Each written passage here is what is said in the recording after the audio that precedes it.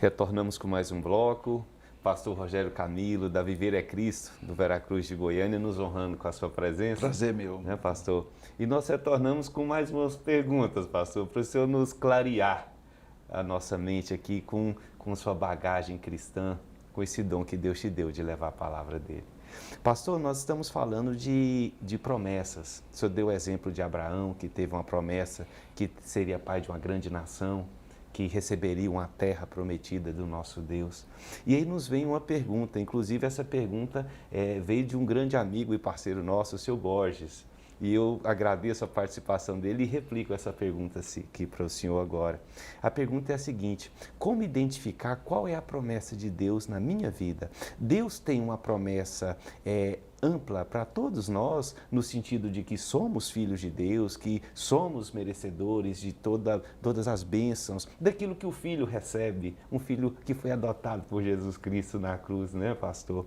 Ou além dessa promessa geral, há uma promessa específica, como na vida do Senhor houve uma promessa de que o Senhor seria um pastor de ovelhas, um pastor buscando almas.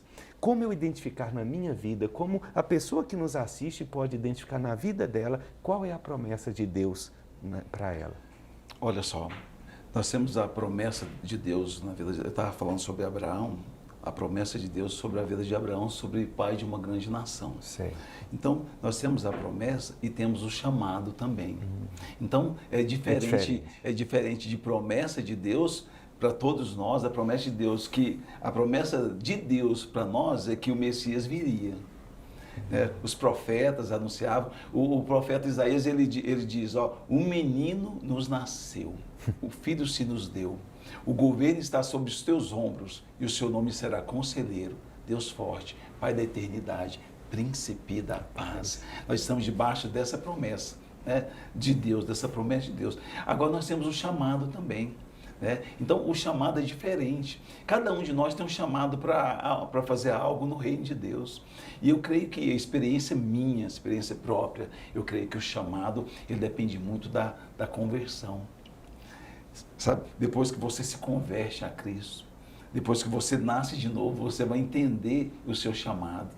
Você vai entender melhor ainda a promessa de Deus sobre a sua vida, porque você vai estudar, você vai atrás, você vai ler, você vai buscar, você vai orar, você vai ter intimidade com o Espírito Santo. Não tem experiência melhor ou maior do que você falar com o Espírito Santo. Você sentir ele perto de você, você orar e sentir a presença dele no seu coração, você sentir que você não é aquele homem mais, você é outro homem. Meu Deus, o que está acontecendo comigo? Parece que até o batido do coração mudou. Então eu falo que essa experiência de promessa, de entender a promessa e de entender o chamado, ela parte muito depois da conversão. Entendo. Sabe? Da conversão, quando você se converte ali, você nasce de novo, aí você começa a entender totalmente, sabe, diferente as coisas do Senhor. Eu era um ser humano, um homem que nunca tinha lido a Bíblia, nunca.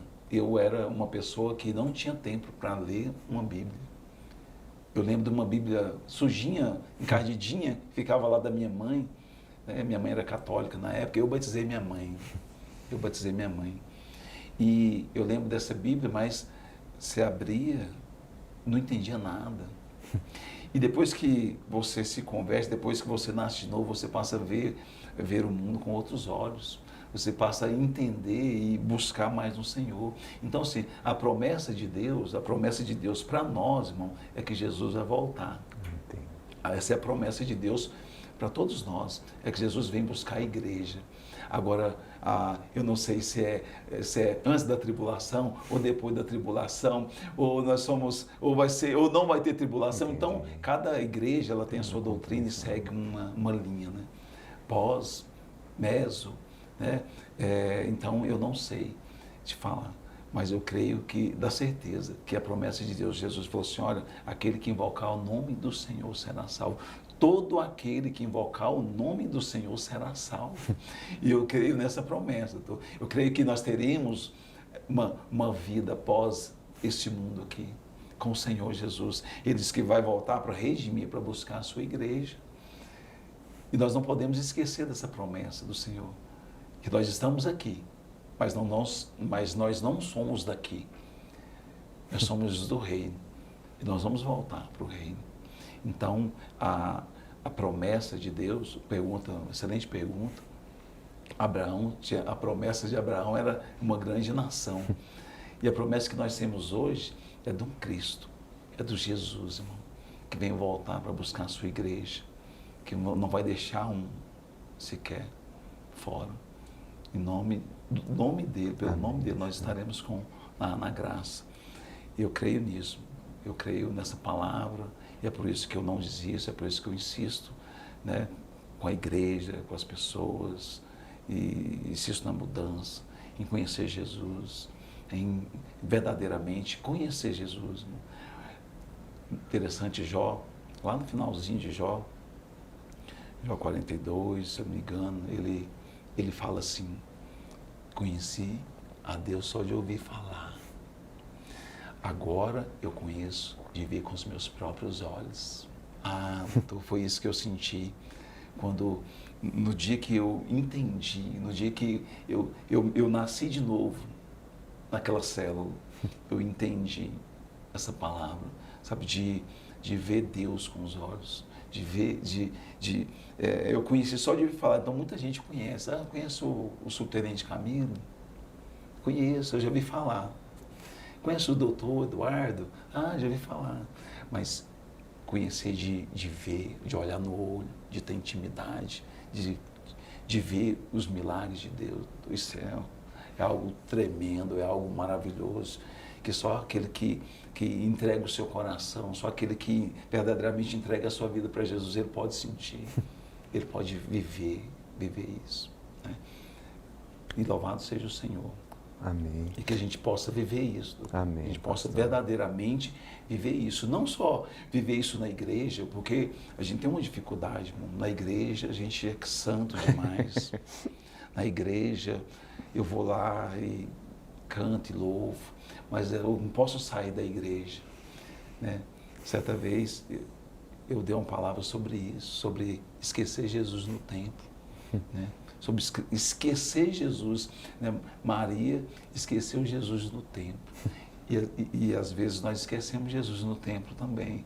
Você vai no domingo, você vai na quinta, você vai na terça, vai todo dia, mas esquece Jesus no templo e vive uma vida diferente daquilo que ele pregou para a gente, daquilo que ele nos ensina através da palavra. Isso faz muita diferença na vida das pessoas, isso faz muita diferença nas nossas vidas, sabe? Viver dentro de casa, sabe, um evangelho verdadeiro, principalmente dentro da nossa casa, com a nossa esposa, com os nossos filhos, verdadeiramente ser um crente, verdadeiramente ser uma pessoa mudada, transformada, é isso, é que Jesus requer de nós, né? Viver, eu creio que a promessa de Deus para nós é isso, é viver, ser uma nova criatura, sabe? Nascer de novo. Nicodemos perguntou para Jesus, como é que pode? Nicodemos, o chefe da sinagoga, ele saiu à noite e foi falar com Jesus. Escondidinho. Escondido. Tem gente que vai no pianinho, né? Doutor. Tem gente que vai no pianinho, né? Hoje em dia não, hoje em dia o povo vai na igreja, quer fazer selfie, né? Quer mostrar, mas antigamente ele saiu quietinho e falou, como que é isso, mestre? Me ensina. Já estava queimando no coração dele a palavra.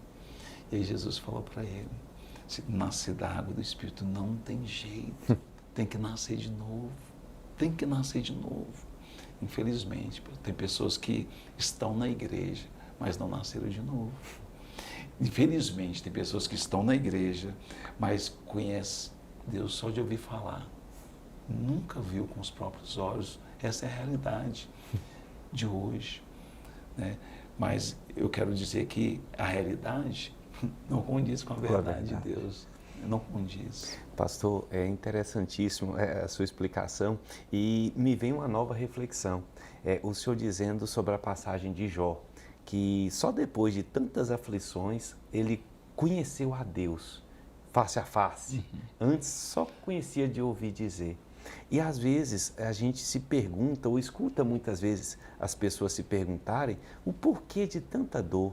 Por que às vezes as pessoas experimentam tanta dificuldade na vida? Por quem sou eu para sondar Deus, né? Que Deus tenha essa compreensão da minha pequenez e que eu também a tenha. Mas por vezes a gente pensa, se Jó só conheceu a Deus depois da dor, será que a gente às vezes não tem que passar por esse mundo com algumas aflições, algumas tão duras?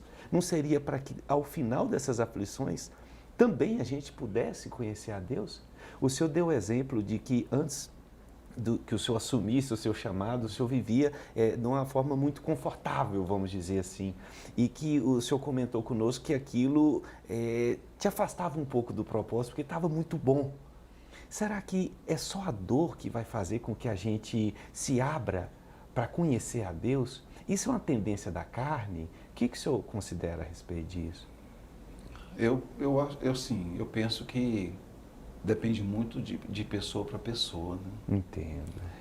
Tem pessoas que é caráter. Entendo. Caráter você escolhe ou não ter. Então você escolhe servir ou não. Tem pessoas que verdadeiramente elas escolhem. Entendo. Elas fazem escolhas erradas para a vida delas. Eu tenho amigos de infância que escolheram outro tipo de vida, né? E essa pergunta, ela tem muito a ver com isso, né? Depende muito do ser humano, porque tem pessoas, eu mesmo, não precisei passar por dificuldade ou luta, ou para mim poder entender, não, eu fui pelo amor. Entendi. Sabe? Então, tem gente que é pelo amor e tem gente que vai ser pela dor. E Deus usa as duas estratégias de uma forma poderosa nessa terra, porque tem pessoas que não adiantam e tem pessoas que escolhem. Elas escolhem, vou te dar um exemplo, escolhem servir a Deus de qualquer jeito. Tem pessoas que escolhem servir a Deus, sabe, de qualquer forma, de qualquer maneira, se eu andando uma milha, sabe, eu vou servir a Deus andando uma milha, tá ótimo. Meu casamento vai ser assim, eu vou andar uma milha, meu casamento tá ótimo, tá dando certo, entendeu? Então pessoas escolhem a viver uma vida de uma milha. Jesus falou, não ande uma, mas ande 2 milhas, entendeu? E aí eu falo que o medíocre, o que significa medíocre, né? O que significa medíocre? Eu falo que é uma pessoa mediana. Uma pessoa mediana, uma pessoa que ela assume determinado trabalho e ela quer ser mediana, ela não quer ir além, né? E no reino de Deus, dentro do seio da igreja, dentro do chamado de cada um de nós, tem pessoas assim também, né? Que vão, uma hora ou outra, escorregar, que vão uma hora ou outra deixar de ir, deixar de ter o compromisso, ou às vezes o caráter da pessoa, a pessoa não escolhe ter caráter também, acontece muito. Então, do ser humano, isso é do ser humano, né? Eu acredito que isso está dentro do ser humano, né? Ou seja, eu estou na polícia há 30 anos, eu tenho amigos que entraram junto comigo, que foram excluídos. Vendo? Escolha. Né? Eu tenho amigos que foram excluídos. Eu tenho conhecidos dentro da própria Polícia Militar que, infelizmente, eles tomaram o outro lado. Isso acontece. Né? Isso acontece. Isso é do ser humano. Então. Mas aquele que verdadeiramente ele aceita, aquele que verdadeiramente entrega o seu coração, aquele que verdadeiramente, irmão, ele conhece Jesus, doutor, aí não tem jeito, sabe? Aí essa pessoa, ele vai ser diferente, sabe? Ele tem que ser diferente.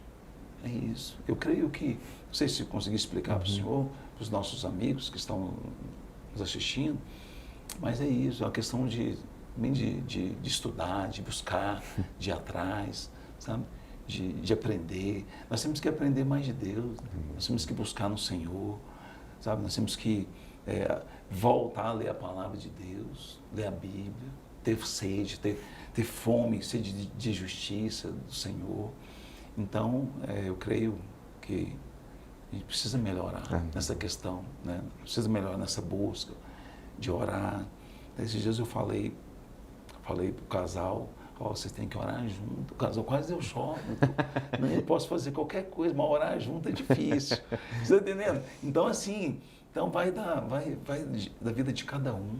né? Eu falo para minha esposa que a maior intimidade que nós podemos ter do casal é orar junto. Sabe? É dar as mãos, orar junto com a esposa, chama os filhos, ora. Então, isso é a maior intimidade que uma família pode ter. E eu brinquei com o casal, vocês têm que orar. O quê? Orar junto? Não, isso aqui é demais, pastor.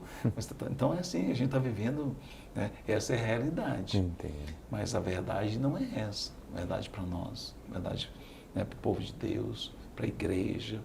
Eu creio que vem um tempo para o nosso país. Eu não sei o que Deus vai fazer, mas vai vir um tempo aí diferente, sabe? Deus vai se levantar por nós. Eu creio, eu tenho que crer nisso. Eu não posso deixar me abater pela realidade, né? Esses dias atrás um rapaz chegou em mim, pastor, e como é que vai ser a igreja agora? Não, vocês governo, não sei o quê. Eu falei, não, irmão, está no controle, Deus está no controle de tudo, né? Deus está no controle, fica tranquilo. Entendeu, doutor? Entendo. Pastor, no seu ministério, vocês prestam assistência muito grande às pessoas. E no nosso programa a gente já conversou agora há pouco a respeito do quanto a vida em comunhão é necessária para que a gente abra os olhos, né, para que a gente consiga ver essa verdade que vai além da dura realidade que às vezes a pessoa está enfrentando. E às vezes a gente observa também que as pessoas, quando estão passando por uma dificuldade muito severa, às vezes elas se fecham, elas não permitem a ajuda chegar. E como que o senhor, como ministro do Evangelho, consegue acessar essas pessoas para levar essa palavra de acalento, essa salvação que vem de Deus, quando às vezes a pessoa está numa situação de tamanha necessidade que não se abre facilmente para receber essa palavra, esse remédio, vamos dizer assim? Esses dias eu falei com a pastora e Deus me mostrou assim, me deu uma visão sobre a questão da célula. A gente vem sonhando em plantar célula, fazer isso, fazer aquilo, a igreja crescer. E eu notei que a célula, ela só vai ter um diferencial na vida das pessoas através do anfitrião que vai convidar o seu amigo. Entendi. E aí eu notei que o amigo vai, sabe, a pessoa que está mais perto. E eu falo assim, doutor, essas pessoas que têm essa dificuldade, tem que ser as pessoas que estão mais perto. Entendi, para acessar. Isso, para acessar, sabe? As pessoas que estão...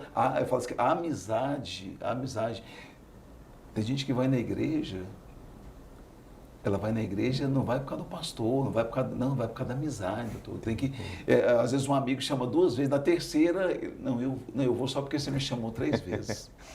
E a amizade, eu creio que a amizade pode quebrar essa barreira, sabe? A amizade, você está perto ali, quem está mais perto da pessoa, tá próximo, a pessoa se dedicar a isso também, a igreja precisa se dedicar a isso, né? A igreja precisa fazer isso. Eu falo que essa barreira, nós só vamos quebrar essa barreira se cada um de nós fizer a sua parte. Se cada um de nós, irmão, estender as mãos e olhar para quem está perto, ou seja, às vezes quem está longe não consegue acessar essa pessoa, quem não conhece, mas o vizinho consegue, o amigo consegue. Então, essa é uma dificuldade que nós temos que vencer, né? As pessoas que se fecham e às vezes a dificuldade não é nem financeira. Às vezes a dificuldade é familiar. Entendi. Às vezes a dificuldade é no relacionamento, no matrimônio. E você não tem como chegar, porque a pessoa não dá. Nós vamos começar um curso de casais agora na igreja. E é interessante que o curso de casal, primeiro é um desafio, né? No curso de casal, todo mundo fica apreensivo. E aí quando começa o curso de casal, tá todo mundo sério. Todo mundo... Se perguntar alguma coisa para mim, eu não falo. Está todo mundo assim armado. Entendi. E interessante é que o primeiro dia, aí passa o primeiro dia, aí no segundo dia já tem um lanche, aí no terceiro dia... Tem uma família. Aí já tá, eu já quero... Aí o marido, não precisa falar isso tudo não. Aí a pessoa já começa a falar tudo que às vezes nem precisa. Entendi. Então, tá vendo que é comunhão? Entendi. Tá vendo que é estar perto? Então, a gente já... Eu me lembro acho que foi o penúltimo curso de casal, que nós fomos na casa do casal pegar o colchão e pôr de volta no quarto. Nós perseveramos. Nós fomos lá no Garavelo, pegamos o colchão, tirou do quarto. Não, porque não, agora tirei meu colchão. Ela pegou o colchão, levou a carne, assou a carne, pôs o colchão no lugar e aí falou, não, está resolvido. É assim que às vezes funciona. Então eu falo que a proximidade, talvez tenha uma pessoa passando uma dificuldade do lado do Senhor. Do lado, doutor. Você vai no condomínio, nas casonas, aquele silêncio, às vezes a pessoa está lá dentro passando uma dificuldade, mas não tem coragem de falar. Ela vai na igreja, fala com o pastor, mas ela não tem coragem de se abrir. E ela vai se abrir com o Senhor que é vizinho. Às vezes o marido vai se abrir com o Senhor que é vizinho. E através do Senhor ela vai alcançar a cura, vai ser ministrada. Eu costumo falar que essa comunhão, né? É igual o curso de casal começa muito duro, mas no terceiro dia é só festa. No terceiro dia o povo já está rindo, a esposa já está alegre, é isso e aquilo, e a coisa começa a acontecer, e aí a esposa fala, meu marido, e começa a entregar o marido não fala isso não, e aí as coisas fluem. E no final nós somos ministrados. Olha só. No final nós somos todos sarados, né? Benção. Amém. Pastor, nós já estamos nos minutinhos finais e eu gostaria que o senhor falasse onde é a sua igreja, deixasse seus contatos. E eu confesso que eu sou testemunha, viu, gente, que eu frequento lá e estou maravilhado com o que aquela igreja é capaz de provocar na vida das pessoas.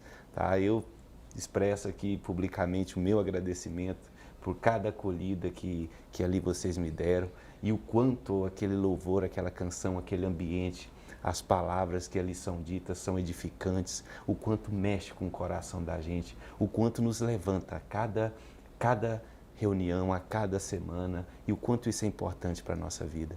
Eu comento com aqueles que são mais próximos que eu sou e sempre serei um eterno devedor a Deus, porque sem Ele eu não estaria de pé. Amém. E são ambientes como a sua igreja, a igreja da pastora Paula, sua esposa, que proporcionam esse acesso, que é aquela luz que se põe sobre o alqueire, né, pastor?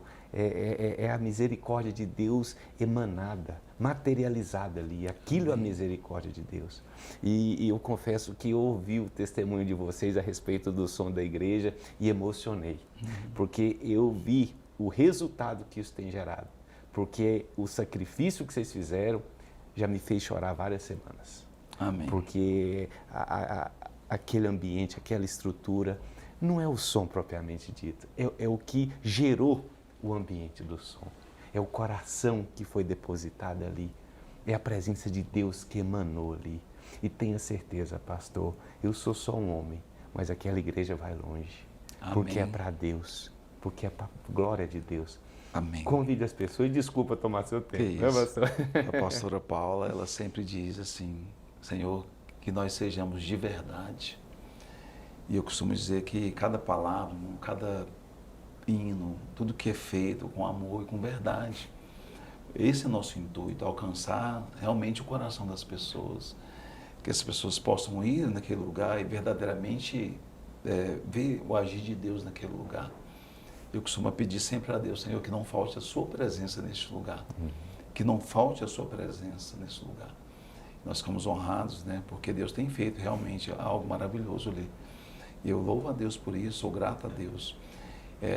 Nossa igreja, Viver é Cristo, né? Eu costumo dizer para a pastora que a nossa igreja é a menor do Vera Cruz, mas a mais relevante. Eu brinco, né, com ela, né, no coração. Mas é assim. Viver é Cristo está no Vera Cruz 1, Conjunto Vera Cruz 1, saída para a Trindade, lá na Avenida Dona Gersina Borges, tá? Cultos a quinta-feira às 20 horas e domingo às 19h30.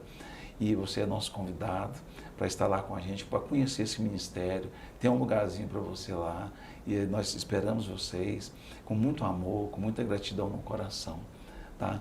Eu sempre falo para as pessoas que a gente faz por amor. E nosso maior sonho é alcançar vidas ali, sabe? É resgatar pessoas, é estar fazendo o melhor para Deus naquele lugar. Deus que abriu a porta, não foi eu. Amém. Eu não queria, doutor. Jamais quis. Eu jamais quis, mas assim Deus, nós achamos graça no Senhor e Ele abriu aquela porta e está feito o convite aqui. É uma honra estar aqui. Louvado seja Deus por esse programa, pela vida do Senhor. Que Deus abençoe a sua vida, a sua família, o seu ministério, o seu trabalho. Que Deus abençoe todos aqui também que trabalham nesse programa, que ajudam aqui de várias formas. Tá? Que esse programa venha crescer. Em nome de Jesus. Um grande abraço. Deixo a paz do Senhor, a paz que excede todo entendimento, vossos corações. Obrigado. Foi uma honra. Amém. Nós agradecemos. Muito obrigado, gente. Serás sempre Deus.